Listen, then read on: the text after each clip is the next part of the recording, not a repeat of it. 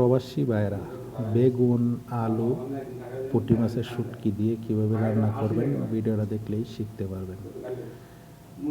এই যে কাঁচামরিচ, বেগুন, তারপরে আলু, পেঁয়াজ, রসুন নিয়ে নিছি। এখন বেগুন কাটতাছি, সাইজ করে কাটবাম, আলু কাটবাম।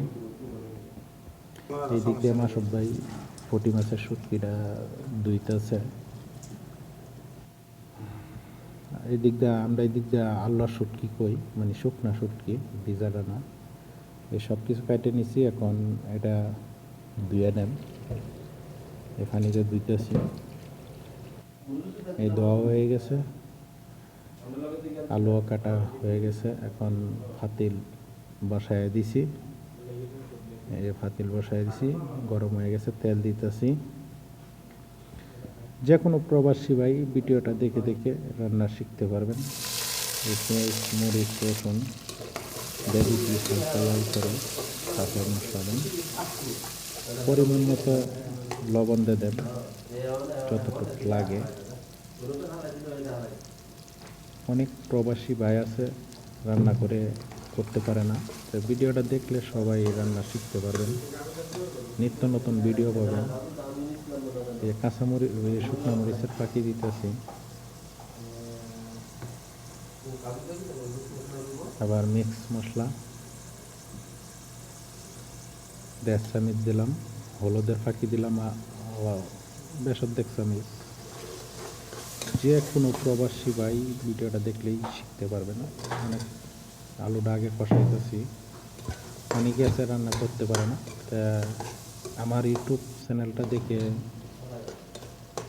চ্যানেলের মধ্যে নিত্য নতুন রান্নার ভিডিও পাবেন, ফেসবুক পেজে পাবেন। পেজটা ফলো দিয়ে রাখবেন, ইউটিউব চ্যানেলটা সাবস্ক্রাইব করবেন। আলুটারে কষায় তারপর বেগুন দেন। আলু কষানি হয়ে গেছে, এখন বেগুন দিয়ে দিতেছি। বেগুন দিয়ে বেশি একটা লাড়া দিব না, কারণ বেগুন একবারে গলে যাইব। মশলা মিশিয়ে দিছি, এখন কিছুক্ষণের জন্য ডাইকে দেন। এই যে ডাইকে দিলাম।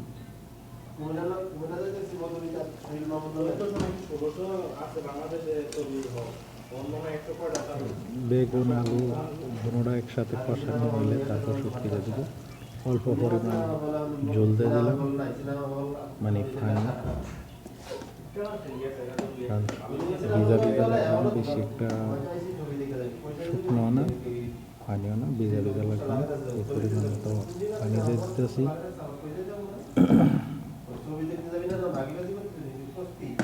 ভিডিওটা কে কোন জায়গাতে দেখতে চান সবাই কমেন্ট করবেন। পেজটা ফলো দিয়ে রাখবেন, ইউটিউব চ্যানেলটা সাবস্ক্রাইব করে রাখবেন, নিত্য নতুন অনেক আইটেমের রান্নার ভিডিও পাবেন। এই জায়গায় ডেকে দিছি কিছুক্ষণের জন্য, আবার গুছিয়ে দেখলাম। এখন শুটকি দিয়ে দেন,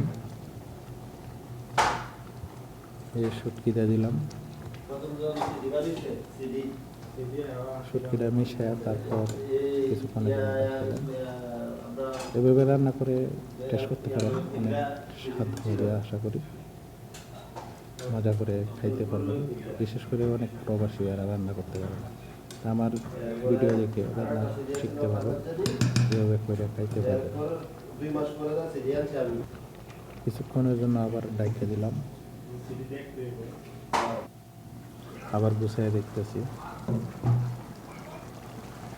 মানে ভিজা ভিজা লাগলেই, মানে একবারে শুকনো না ভিজা না, এরকম মতে থাকবো, যেহেতু আলু দিচ্ছি সাথে। আলু ঝোল ঠান্ডা হয়ে গেছে, এখন পোলা এলায় নিয়ে যাবো রুমে। হয়ে গেছে। আজকের মতন বিদায় নিচ্ছি, সুস্থ থাকবেন।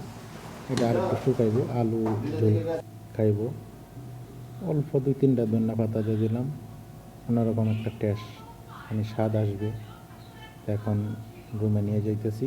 ভিডিওটা ভালো লাগলে সবাই পেজটা ফলো দিবেন, ইউটিউব চ্যানেলটা সাবস্ক্রাইব করে রাখবেন। আল্লাহ হাফেজ।